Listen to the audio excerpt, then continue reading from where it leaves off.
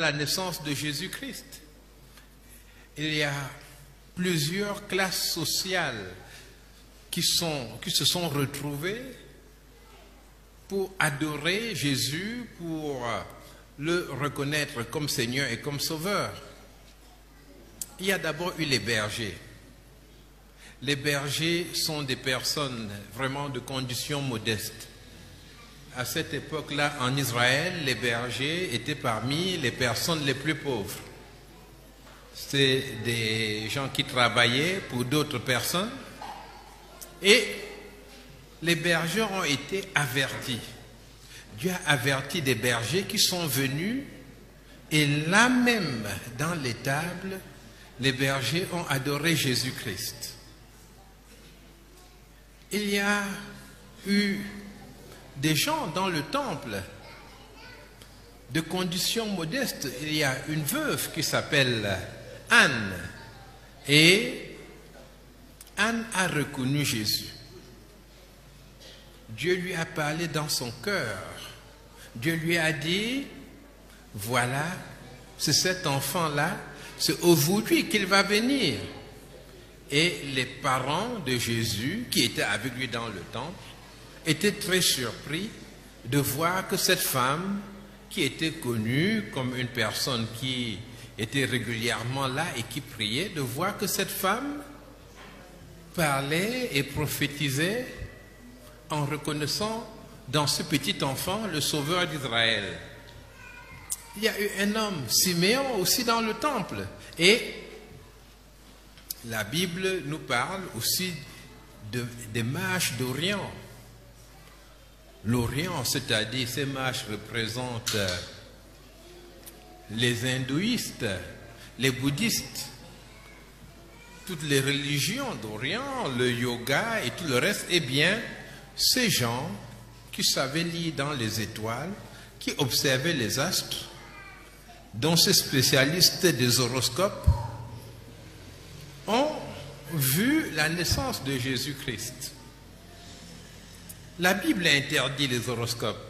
Nous n'avons pas le droit, comme enfants de Dieu, de nous confier en l'horoscope. Et d'ailleurs, celui qui se confie en l'horoscope le fera pour sa perte. Mais c'était ça la religion de ces gens-là. Et dans leur religion même dans leur erreur, Dieu leur a parlé et ils sont venus vers Jésus-Christ. L'évangile de Matthieu nous montre que lorsque Jésus vient au monde, mais il vient, mais pour le monde entier, pour tous les peuples, pour toutes les langues, pour chaque personne. Et c'est important que pour toi aussi, que Jésus soit là et que tu aies, toi aussi, à ton tour, cette rencontre avec lui. Les bergers l'ont rencontré.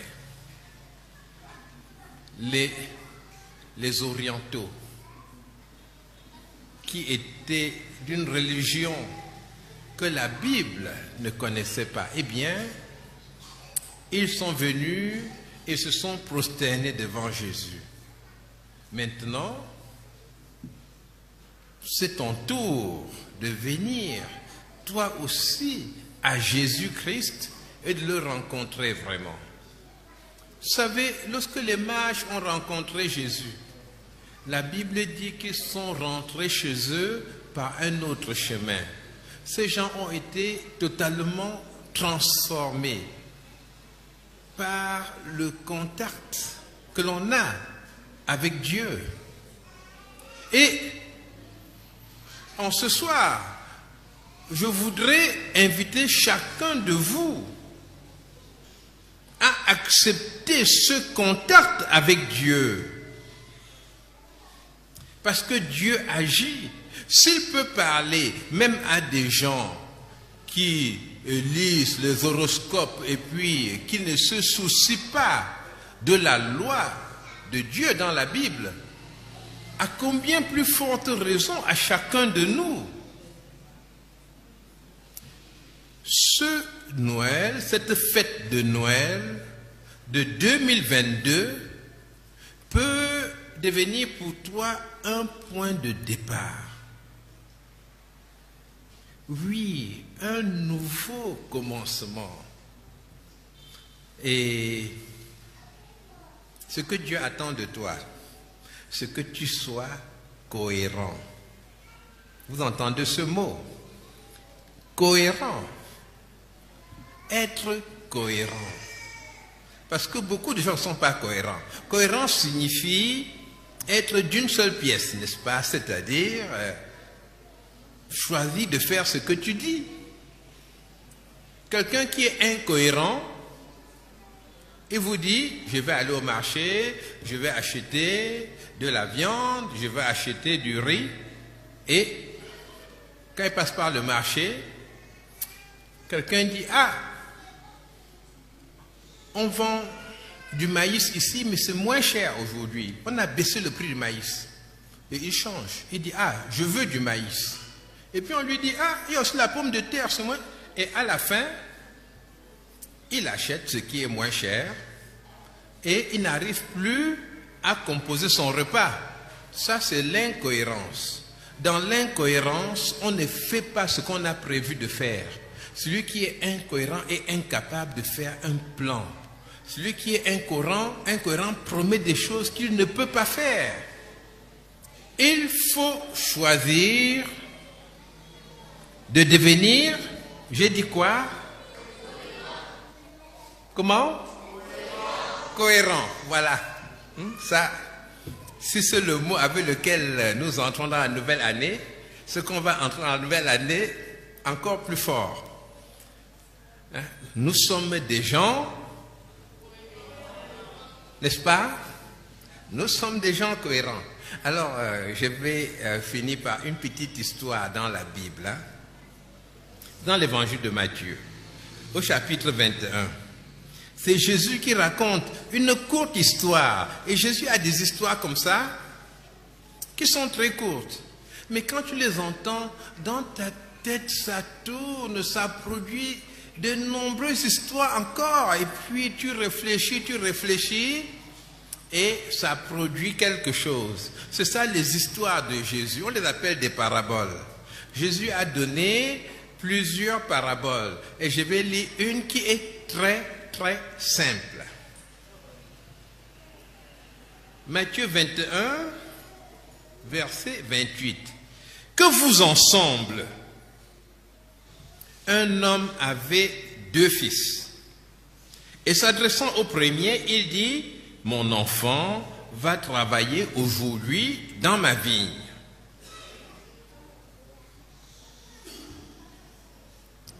Il répondit, je ne veux pas. Alors les enfants, c'est possible ça? Hein, les enfants? Vous entendez ce que le fils a répondu? Vous m'entendez bien là? Qu'est-ce que le fils a répondu? Il dit, c'est normal? Ça vous arrive de répondre comme ça aussi à papa ou à maman? Non, jamais. Hein? C'est sûr? Alors, il dit, non, je ne veux pas. Il le dit à son père. Mais ensuite, il se repent dans son cœur, sent que ça ne va pas, ce n'est pas normal. Ce n'est pas une bonne situation, ça. Et il décide de changer. Il se repent et il alla. Donc, il s'en va travailler dans le champ de son père. S'adressant à l'autre, c'est-à-dire au deuxième fils, il dit la même chose. Et ce fils répondit, je veux bien, Seigneur. Vous voyez, il respecte son père. Il dit, je veux bien, Seigneur. Il a bien répondu ou pas? Il a bien répondu. Ah, et papa est content. Papa a dit, ah, je suis content, voilà un enfant bien. Mais ensuite, il ne part pas travailler au champ.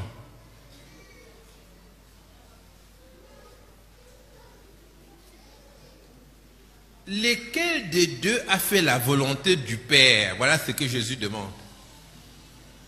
Lequel des deux enfants a fait la volonté du Père? Lequel? Le premier. Voilà, il répondit le premier. Ils ont répondu comme vous. Le premier. Et Jésus leur dit, je vous le dis en vérité, les publicains et les prostituées vous devanceront dans le royaume de Dieu. Les publicains, c'est des gens qui travaillaient pour le colonisateur romain, c'est-à-dire c'est des gens qui aimaient l'argent et puis qui oppressaient les autres. Il dit, eh bien, ces gens-là, avec les prostituées, vont entrer au ciel avant vous. Pourquoi? Mais parce que ces gens-là ont refusé de suivre Dieu, mais après, ces gens ont choisi de marcher avec Dieu, alors que beaucoup de personnes qui viennent dans les églises disent, oui Seigneur, je veux marcher avec toi.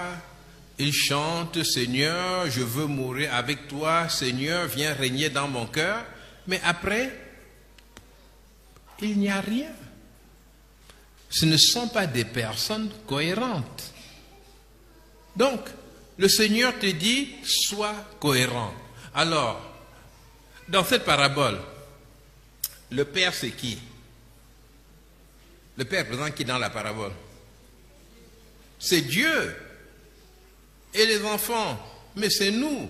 Alors, beaucoup parmi vous viennent régulièrement à l'église. Beaucoup parmi vous sont là le dimanche et prennent parfois même le temps de prier. Et beaucoup parmi vous lisent même la Bible. Mais vous sentez que vous n'y êtes pas. C'est-à-dire, votre vie n'a jamais été une vie qui appartient réellement à Jésus-Christ. Vous n'avez jamais rompu réellement avec le péché. Certains disent, oui, je vais me battre, je vais abandonner le mensonge. Mais ils continuent avec l'adultère. Je vais abandonner l'adultère, mais ils continuent avec le vol. Mais est-ce que ce n'est pas le moment maintenant de venir à Jésus de tout votre cœur et de dire, Seigneur, je choisis de devenir clairement un enfant de Dieu, parce que la porte est ouverte. Jésus est venu parmi les hommes. Ce n'est pas que des hommes sont montés au ciel par leur force, comme lorsqu'ils ont voulu bâtir la tour de Babel. Non, c'est Jésus qui descend sur la terre. Il veut se faire connaître à chacun. C'est gratuitement qu'on rencontre Jésus-Christ. Il est ici, il est présent, il est dans ton cœur, il frappe à ta porte, il veut entrer dans ta vie. Donc, pourquoi ne pas lui dire un oui cohérent aujourd'hui? Lui dire, oui Seigneur, je choisis de marcher avec toi. Beaucoup de personnes, devant ce choix,